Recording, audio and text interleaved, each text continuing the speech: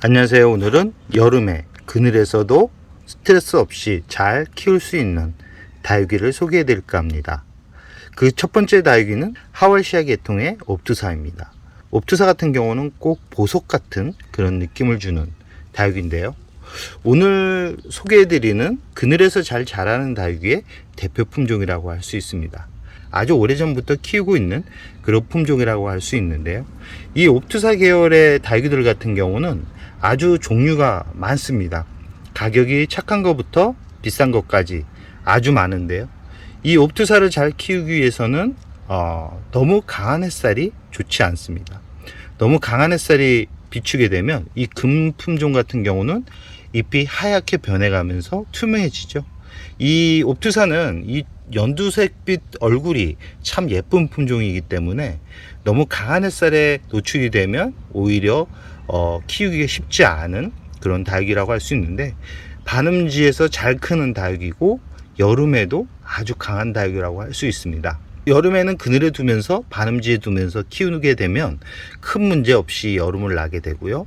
자구가 아주 많이 나오는 그런 품종 중에 하나고, 성장하는 계절 봄, 가을, 겨울에는 햇살을 많이 보여주면 붉은빛으로 단풍이 들어가는 아주 또 멋스러운 다육이 중에 하나라고 할 수 있고요.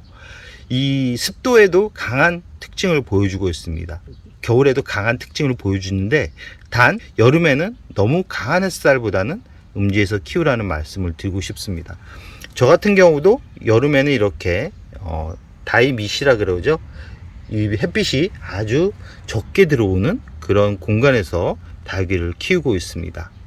분갈이는 1년에 한 번 정도, 2년에 한 번 정도만 해줘도 잘 자라는 다육이고요. 자구가 많이 태어나기 때문에 처음부터 너무 큰 거를 구입해서 키울 필요성은 없습니다. 꼭 바이솔 같은 그런 친구라고 할 수 있고요. 두 번째는 은자보금이라는 품종입니다. 이렇게 생긴 이런 다육이들 같은 경우는 그늘에서 아주 잘 자랍니다. 오히려 강한 햇살이 좋지 않은 그런 다육이라고 할 수 있고요.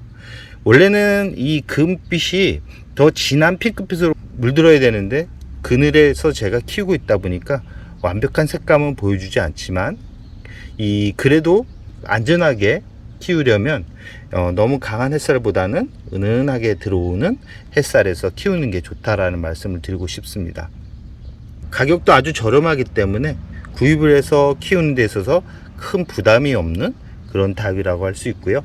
지금 영상을 보시면 아시겠지만 자구가 아주 많이 태어나는 그런 품종이라고 할 수 있고, 성장하는 계절 봄, 가을, 겨울, 특히 겨울이 오면 이 은색이라 그래야 되나요? 은색 줄무늬가 아주 매력적으로 다가오는 그런 품종이라고 할 수 있습니다. 생명력이 아주 강한 품종 중에 하나이기 때문에 다육이를 키우는 데 있어서 어려움을 겪는 분들이라 그러면 은자보금을 한번 키워보라는 말씀을 드리고 싶고요. 옆에 있는 옥선입니다. 옥선과 비슷한 계열의 품종 같은 경우도 여름에 그늘에서 잘 자라는 그런 품종이라고 할 수 있습니다. 오히려 이렇게 세 가지 품종은 여름에 그늘에서 키워야 더 잘 자라고요. 가을에도 그늘에서도 잘 자랍니다.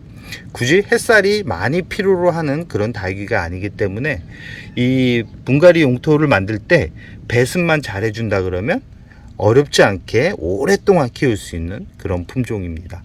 이 옥선 계열의 다육이들 같은 경우는 성장이 아주 느립니다. 성장이 아주 느리기 때문에 과도한 물주기보다는 잎이 쪼글쪼글해졌을 때 담가 주시는 게 좋습니다. 저면간수로 주는 게 좋습니다. 이 세 가지 품종 모두 물 줄 때 저면간수를 주는데, 이 여름에도 아주 강한 그런 특징을 보여주고 있기 때문에 따로 물을 과도하게 줄 필요성은 없습니다. 이 옥선 계열의 이런 모습을 가지고 있는, 모양을 가지고 있는 다육이들 같은 경우는 분갈이를 1년 단위로 해주는 게 좋고요. 한 번씩 살균제를 희석한 물에 저면간수로 해줄 필요성이 있는데요. 가끔 곰팡이병이 와서 힘들어하는 그런 부분이 있기 때문에 1년에 한 번 정도 살균제에 담가 두는 것도 좋은 방법이고요. 옥선 종류의 품종들 같은 경우는 자구가 잘 태어나지 않습니다. 성장도 아주 느리기 때문에 꼭 그 분재라고 생각하시면 됩니다. 아주 성장이 느리고 이 크고 있는지 확인이 안 되는 그런 다육이기 때문에 이런 다육이들을 키울 때는 좀 기다려지면서 변화하는 모습을 감상하는 게 이 다육이를 건강하게 키울 수 있는 또 방법이기도 합니다.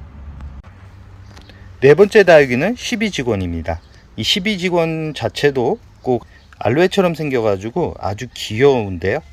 이 12직원 같은 경우도 그늘에서 아주 잘 자라는 다육입니다. 그늘에서 키워도 큰 문제 없이 성장을 시킬 수 있는 그런 다육이고요. 오히려 이 12직원은 강한 햇살에 힘들어합니다. 강한 햇살에 비추면 하엽도 많이 지고 오렌지빛 얼굴을 보여주긴 하지만 그 오렌지빛 얼굴이 그렇게 예쁜 모습은 아니기 때문에 이 12직원 자체도 그늘에서 키운다 그러면 어렵지 않게 키울 수 있는 그런 품종입니다. 가격도 아주 저렴하고요. 자구도 많이 나오고 생명력이 우선 아주 강한 품종이라고 할 수 있습니다. 우리 집 환경이 그늘져서 다육이가 예쁘게 성장을 하지 않는다 그러면 이 12직원도 한번 관심을 가져보는 것도 좋습니다. 이 성장이 아까도 말씀드렸지만 약간은 느립니다. 느릿느릿하게 키우다 보면 이 줄기가 만들어지면서 꼭 분재처럼 키울 수 있는 그런 아주 멋스러운 다육이지만 꽃은 그렇게 예쁘지 않습니다. 꽃은 그렇게 예쁘지 않기 때문에 이 모양 그 자체를 예쁘다 생각하고 키운다 그러면 아주 만족도가 높은 그런 품종이고요. 베란다에서도 키우기가 아주 용이한 그런 품종이기 때문에 예뻐지지 않는 다육이의 스트레스를 받는다 그러면 이 12직원 한번 관심을 가져보는 것도 좋을 듯 합니다. 물을 아주 좋아하는 그런 품종이지만 여름과 겨울에 너무 과도하게 주다 보면 뿌리에 이상이 생길 수 있기 때문에 이 여름 8월은 단수를 해주고 겨울 2월은 단수를 하면서 이 여름에는 7월 중에는 이 성장하지 않는 계절에는 물을 최대한 아끼면서 키운다 그러면 큰 문제 없이 성장을 시킬 수 있는 그런 다육이고요. 병충해 아주 강하기 때문에 식물을 정말 키우는 데 있어서 어려워하는 분들이 이 12직원을 한번 키운다 그러면 만족도가 아주 높을 것 같습니다. 아까 보여드렸던 옵투사 계열의 품종들입니다. 모양과 색감이 아주 다 다르죠. 그러나 이 키우는 환경은 비슷합니다. 여름에는 최소한 이 반음지에서 키운다 그러면 어렵지 않게 여름을 보낼 수 있고요. 이 성장하는 계절에도 강한 햇살이 필요하지 않는 그런 다육이들이라고 할 수 있습니다. 번식을 아주 잘하기 때문에 이렇게 작은 자구를 떼서 독립적으로 이렇게 심어주면 또 다르게 성장을 시킬 수 있고 이 모양 자체가 다 다릅니다. 이 모양 자체가 다 다르기 때문에 이 투명하게 빛나는 그 안쪽으로 보석 같은 그런 줄무늬를 감상하는 게 이 다육이들의 매력이라고 할 수 있고요. 가격이 아주 비싼 것도 있고 가격이 저렴한 것도 있는데 이런 옵투사 계열의 다육이들 같은 경우는 거의 대부분 저렴하다, 가격이 착하다 라고 생각을 하시면 됩니다.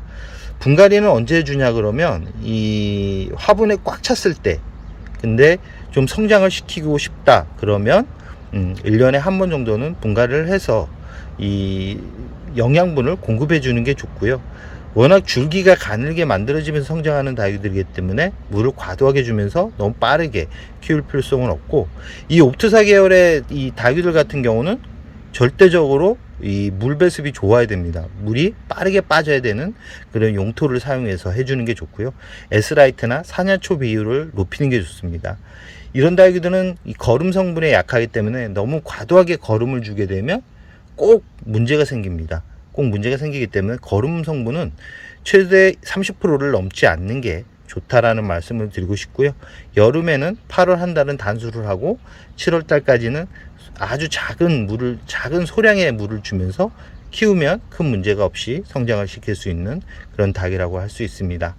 하월시아, 12직원, 은자보금, 옵투사, 코노, 이런 계열의 다육이들 같은 경우는 여름에 아주 성장시키기 좋고 그늘에서도 잘 자란다라는 거 꼭 기억해 두셨으면 좋겠습니다. 그럼 오늘의 영상을 여기서 마무리할까 합니다.